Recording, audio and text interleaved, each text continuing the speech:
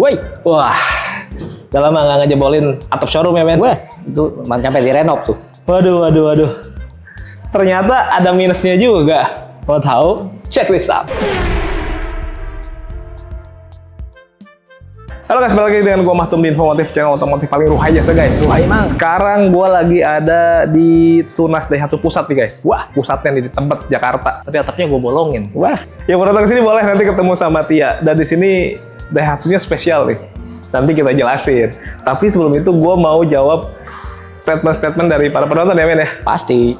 Jadi gue pikir mobil ini sesempurna itu. Harganya terjangkau, kelengkapannya banyak, tampangnya juga lebih gagah dari saudaranya yang di sono. Wow. Gue pikir hanya yang positif-positif aja. Ternyata ada minusnya juga, dan ini gue ambil dari statement teman-teman nih. Semuanya yang udah nonton, udah subscribe, udah like, udah komen, udah follow akun medsos kita yang lain-lain, gue doain selalu sehat, kayak sukses, bahagia, men. Wow. Kecuali orang-orang yang kalau ditagih utang dia ngilang. Wah, siapa itu? Itu sebel sih. Terus punya mobil parkir di depan rumah nggak masuk garasi, nyusahin orang, itu nggak gue doain tuh. Sama orang yang kalau di jalan raya udah mah pelan jalannya di kanan. Wah, Kalau mau jalan pelan jangan di jalan, men. di mana Di tuh? time zone. Wey. Kita mau bahas minus yang pertama. Kata teman-teman yang nonton nih konten-konten sebelumnya yang DM ke kita, dia bilang minus dari Terios adalah crash. Wah, Kaki-kakinya keras dibandingin low SUV yang lain. Kita ke samping aja. Nah guys, ini dia nih tampilannya ya. Kaki-kakinya keras. Mungkin kalau dibilang keras, gua iyakan. Karena faktanya memang begitu. Bukan cuma Terios ya, Rush juga sama. Dan hampir semua, mostly ya, mobil-mobil dengan konsep SUV punya kaki-kaki yang cenderung keras. Kenapa? Karena ya konsekuensi dari suspensi yang ditinggiin gitu. Karena kalau SUV harus punya ground clearance yang tinggi, yang artinya kaki-kakinya ditinggiin. Dan artinya kenyamanan juga akan sedikit dihilangkan. Bukan berarti nggak nyaman ya, tapi kalau dibandingin sama mobil MPV, pasti akan lebih nyaman MPV. Let's say kita compare aja antara Terios sama Xenia, ya lebih nyaman Xenia lah. pasti. Tapi gagahnya, ya jelas gagah ini. Jadi semua tuh plus minus, ada kekurangan dan kelebihannya juga. Begitupun dengan mobil-mobil low SUV yang lain gitu, sama, case-nya sama gitu. Walaupun memang di beberapa kompetitor di kelas low SUV ada yang lebih empuk sih. Ada. Ya faktanya memang begitu. Tapi menurut gua Terios masih cukup oke untuk dikendarai kok. Bukan yang parah-parah banget seperti apa yang teman-teman bilang. Kalau penasaran, lebih baik test drive dulu. Test Nanti drive. ngomong sama Tia daripada teman-teman nebak-nebak sendiri. Nggak nyamannya kayak gimana ya? Test drive lah. Tapi menurut gua ini masih oke sih dan gagah juga. Lanjut ke kekurangan yang kedua ya, men ya. Apa tuh? Minusnya katanya penggerak belakang. Wah, bukannya kelebihan tuh paling dicari di Indonesia. Ya, efeknya bikin kabin jadi lebih sempit dibandingin mobil-mobil dengan penggerak depan. Sekali lagi gue bilang itu juga fakta. Sini guys, jadi untuk Terios sama saudaranya Rush ya. Mungkin saat ini kalau untuk kelas low SUV, dua-duanya mobil yang pakai penggerak belakang ya, men? Nggak satu-satunya itu. Oh, satu-satunya kan Terios doang. Sisanya semua udah beralih ke penggerak depan. Kalau ditanya apakah itu akan mengurangi dimensi dari kabin jadi sedikit lebih sempit, ya memang, iya. Logikanya begini, ini faktanya ya. Jadi ketika mobil pakai penggerak belakang, dia tuh ada tunneling ya, men. Apa ya bahasa ini? Gardan. Ya gardan lah, yang nyambung dari depan ke belakang. Karena kan mesinnya di depan untuk menggerakkan ban belakang. Jadi tunneling yang itu akhirnya bikin mobilnya space ke atasnya jadi kepake buat itu ya. Itu yang bikin jadi lebih sempit. Makanya mobil penggerak belakang nggak ada yang flat deck tuh, jarang banget. Kalaupun ada jadi sempit banget gitu. Tunneling. Tapi banyak juga mobil-mobil penggerak depan yang masih ada tunnelingnya, tonjolan di tengah gitu. Itu makanya gua aneh. Tapi sebenarnya kalau untuk penggerak belakang bikin dimensi jadi lebih sempit, iya. Tapi kayaknya cuma sedikit sih. Ini kita cek aja guys. Tuh. Ini kan baris kedua nih. Jadi gua masuk kali, men ya? Masuk. Masa gua yang masuk? Jangan. Ini gua ini dulu. Ini guys. Jadi ini nih yang banyak dibahas. Jadi karena ada tunnelingnya bikin jadi suasana jadi lebih sempit. Memang iya pasti ada sedikit bagian yang nonjol-nonjol ke atas gitu. Tapi ini wajar lah, bahkan di mobil penggerak depan pun sekarang banyak yang begitu ya. Yoi. Tapi ini penggerak belakang, kaki-kaki tinggi. Tuh, posisi gue duduk ya, lo lihat dah. Gue majuin dulu. Tuh. Ini sebelumnya gue jelasin dulu, ini 40-60 posisinya. Bisa untuk 3 orang dewasa. Legroomnya udah jelas lah gede. Headroom pun ternyata masih gede. Jadi nggak yang dibilang sempit banget gitu. Enggak sih kayaknya ya. Yoi. Apa ini maksud dengan baris ketiga, men? Coba deh. Gue coba aja kali ya. Coba aja. Yuk. Nah di baris ketiga, teman-teman bisa lihat sendiri di sini untuk 2 orang dewasa ya. Tinggi gue 165 tadi udah gue bahas. Headroom gue masih ada ya, gede. Ada. Cukup. Nah legroom nih, legroom juga masih ada sebenarnya, cuma 1 jari nih. Tapi sekali lagi gue bilang, ini posisinya masih bisa maju ya men. Masih. Ini pun sebenarnya kalau nggak serebah ini kan lumayan rebah nih duduknya. Kalaupun ini mau ditegakin juga, ini bisa lebih jauh lagi sebenarnya dan masih bisa maju lagi. Jadi buat teman-teman yang tinggi badannya di atas 165, di sini paling tinggal koordinasi sama baris kedua ya. Karena memang kalau duduk di baris ketiga, mobil apapun itu, mau penggerak depan, penggerak ke belakang, di baris ketiga nggak ada yang jauh lebih lega. Sedikit mungkin ya, selisih 2 jari, 3 jari gitu ya. Yoi. Main jari kan? Main jari dong. Awal-awal mungkin 1 jari kan? Awal-awal. Lama-lama kok butuh 2 jari gitu untuk ngepasin ini nih Iya, gitu, iya, ngukur betul. kan maksudnya. Mau ngomongin apa? Gitu? Iya ini jok lah, kita ngomongin jok. Jadi ya kalau emang fakta ya kita bilang itu fakta ya men ya. Tapi apakah faktanya bikin situasi dan kondisi jadi separah itu? Belum tentu juga. Kadang-kadang banyak orang yang ikut ngeramein tanpa sebenarnya tahu faktanya bagaimana. Makanya saran gua yang terbaik ya cobain test drive. Sama Tia aja nomornya ada di deskripsi. Sekarang gue mau langsung nanya dia juga sih masalah harga dan promo ya. Karena di Tunas Daihatsu Pusat ini nih ada banyak macam kelebihan. Bahkan buat yang lain-lain nanti kita tanya aja. Yuk. Nah guys, sekarang kita langsung tanya aja nih sama orang Daihatsu Pusatnya. Halo Tia, apa kabar? Halo Om. Baik. Alhamdulillah baik. Oke, gue mau langsung nanya dulu nih. Di pusat itu biasanya apa-apanya selalu lebih nih. Terutama ngomongin harga dulu deh. Harga OTR-nya berapa dulu nih? Terios. Untuk yang tipe R ya Om. Ya, ini R ADS ya? OTR-nya itu 280.950.000. Diskon belum dipotong? Belum. Diskonnya gede nggak sini? Di Daihatsu Pusat tuh potongannya besar banget. Banyak banget promo-promo besar-besaran di sini. Kalau ada tempat dengan embel-embel pusat, teman-teman harusnya nggak harus worry lah kalau masalah itu. Nggak mungkin lah di sini lebih kecil dibandingin tempat lain. Gitu aja udah gampang ya.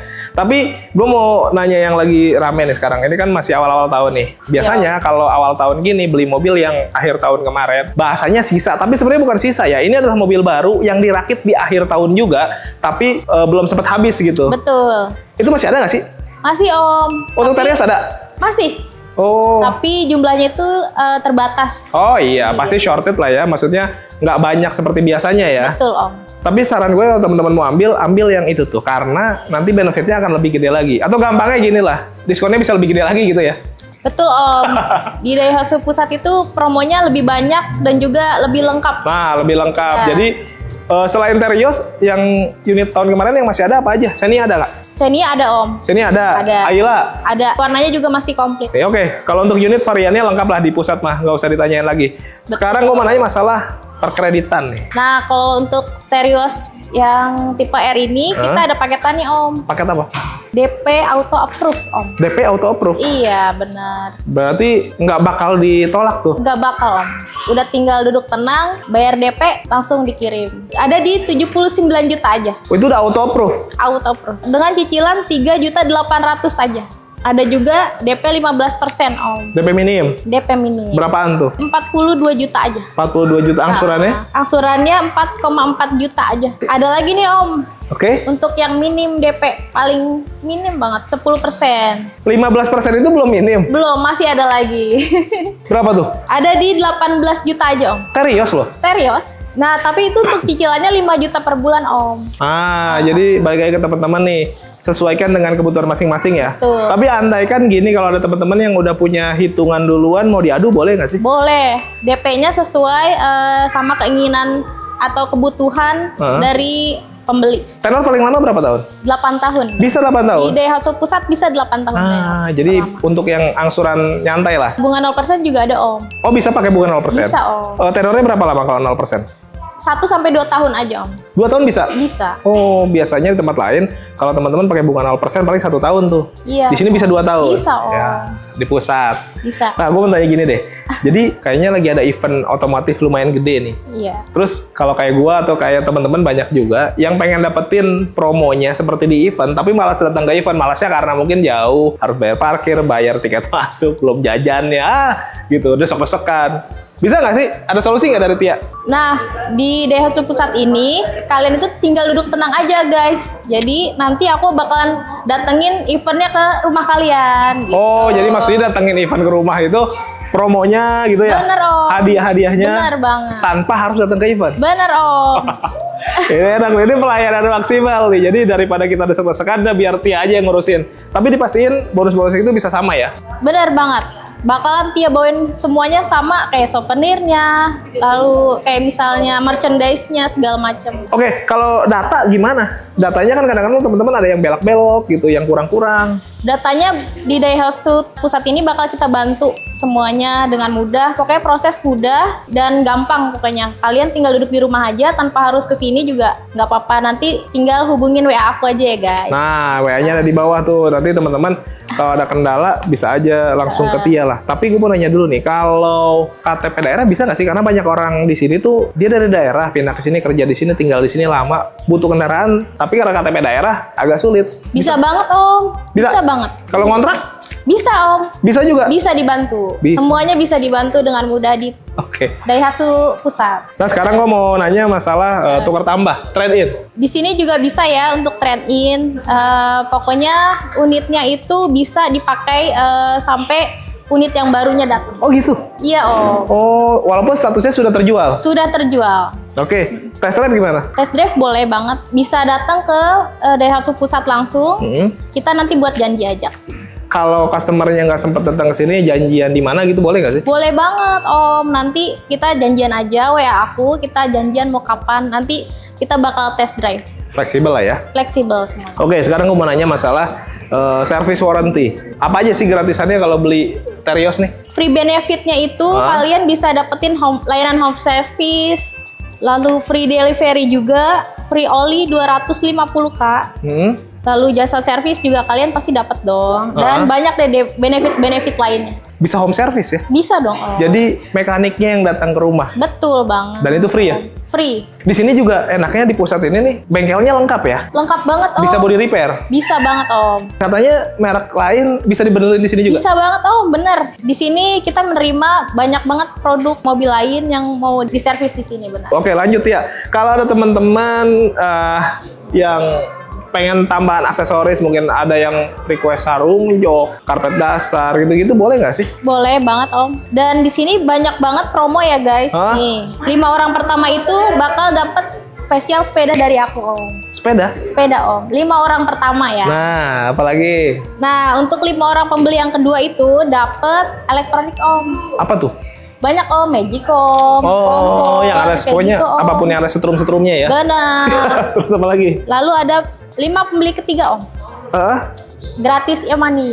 Dapat Imani juga? Iya, ada Imani isi 250K. Masih banyak lagi deh Om pokoknya di sini. Oke, nanti langsung kontak Tia aja deh. Nah, gue mau nanya ada ini nggak medsosnya, IG dan lain-lain mungkin? Ada Om. Ah, di bawah sini aja ya. Boleh. Langsung tuh Hubungi sama aku nomor di WA. sini ya. Nah, nomor WA juga di situ. Tia mah fast respon, standby terus 1 kali 28 jam lah ya. Iya. Ya anytime lah Bener pokoknya. banget. Kontak Tia Daihatsu langsung aja. Pusat ya, Om? Daihatsu Pusat siap Iya. melayani. Gimana logonya ininya? Yaudah gitu. Oh gitu. Oke. Makasih banyak Tia. Makasih. Ditunggu WA dan telepon dari teman-teman. Kita lanjut review unitnya guys. Yuk. Nah guys, sekarang kita mau bahas mesinnya karena itu yang dibahas juga sama teman-teman yang kemarin bilang ada minusnya tuh mesinnya katanya. Apa tuh? Mesinnya powernya, outputnya nggak gede. Wow. Lu ngarepin segede apa dari mobil 1500 cc? Pertanyaan sih itu. Tapi sebenarnya gini guys, kalau untuk mesinnya dia speknya tuh masih pakai mesin 1500 cc 4 silinder, penggerak belakang. Yoi. Transmisinya pakai konvensional ya. Yoi. Itu udah perpaduan yang cakep tuh. Cakep. Mobil 1500 cc, penggeraknya belakang, transmisinya konvensional. Kalau buat pakai nanjak-nanjak ke jalur yang semi-semi off-road sesuai dengan konsep mobil ini low SUV, itu ideal banget tuh. Ideal. Ya. Nah, yang paling banyak dibahas itu outputnya. Outputnya dia tuh di 104 PS, 136 Nm, kurang lebih segitu ya. Sebenarnya kalau dibilang lebih kecil, paling kecil enggak juga ya men ya? Enggak juga. Sebenarnya selisihnya tuh dikit-dikit. Kalaupun ada, memang ada yang lebih gede dari ini. Tapi sebenarnya untuk mobil 1500 cc jaraknya juga nggak terlalu jauh-jauh banget ya. Kecuali mungkin lu tambahin turbo mungkin iya ya. Bisa. Lu minta tolong tuh sama Om Mobi, Om tambahin turbo dong. Tapi turbo beneran ya. Tapi turbo beneran ya. Bukan turbo-turboan. Betul. Bukan stiker doang ya turbonya. Wow. Berarti Pertamina juga. Oh enggak, kalau itu Beda. jadi bahas Ben. Oh, beda. Oke lanjut.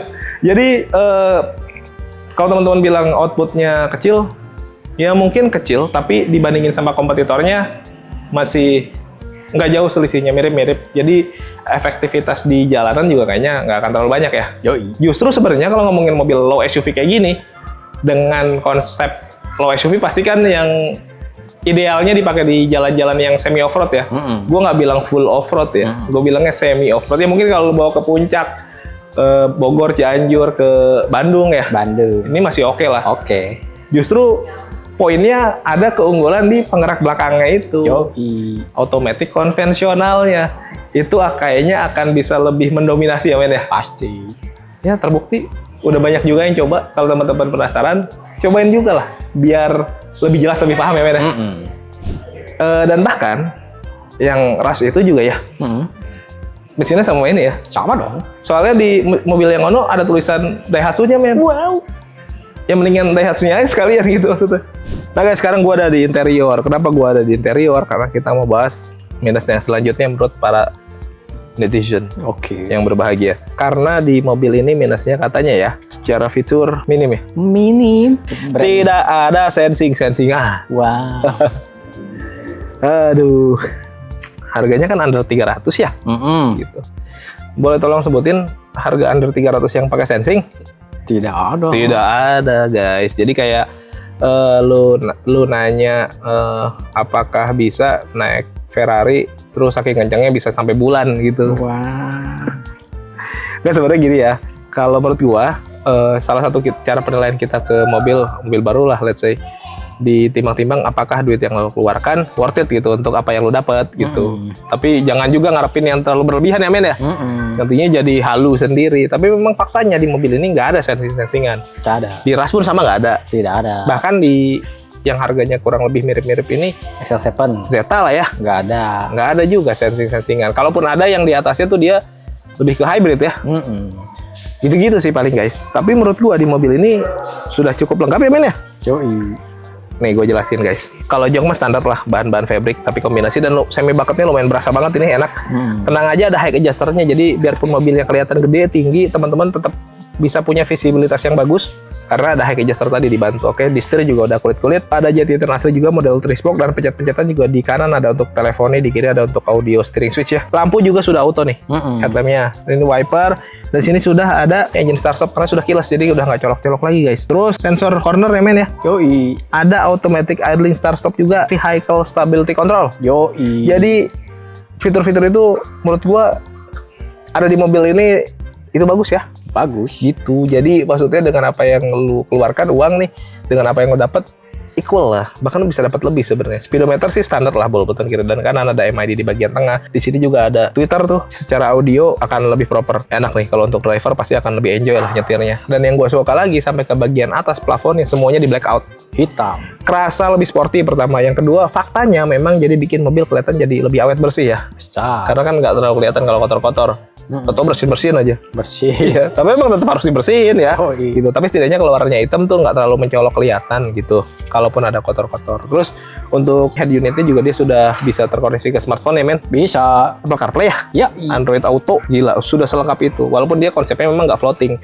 Tapi menurut gua oke lah, itu lebih memudahkan juga tuh. Terus ke AC dia sudah auto climate, sudah digital juga, jadi sudah lengkap. Ada laci penyimpanan terbuka ini untuk USB, power outlet gitu-gitu ya. Nah ini nih transmisi konvensional di bagian sini dan menurut gue ini bagus. Ideal lah kalau untuk mobil penggerak belakang.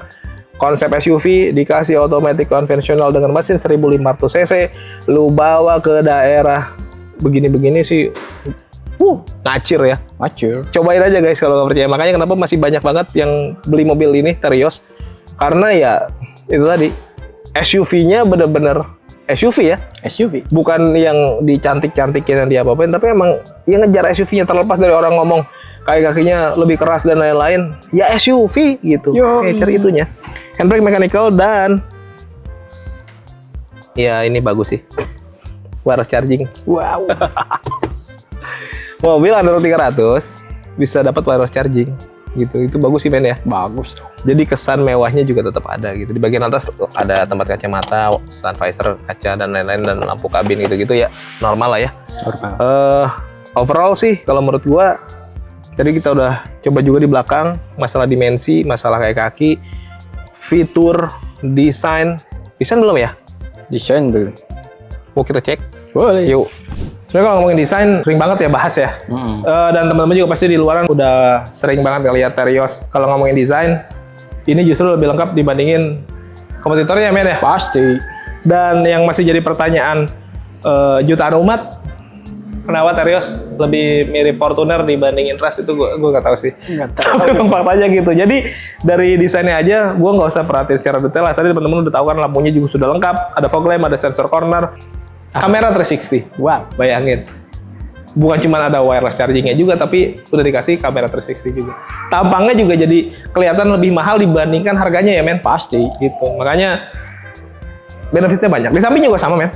Kaki-kakinya di gray out, bukan di black out ini. Bukan. Di gray out, tapi setidaknya dibikin kayak begini jadi kelihatan lebih sangar ya. Ukurannya juga pakai ukuran ring 17, jadi udah proper untuk ukuran SUV. Pengereman juga pakai cakram, profil bannya Bridgestone, ada over fender. Spionnya di bagian bawah ada kameranya karena tadi ya, kamera 360 sekeliling. Ada lampu sen, pelipatan juga sudah auto folding. Di bagian atas ada roof rail, sun visor lengkap, ada chrome-chroman di bagian bawah.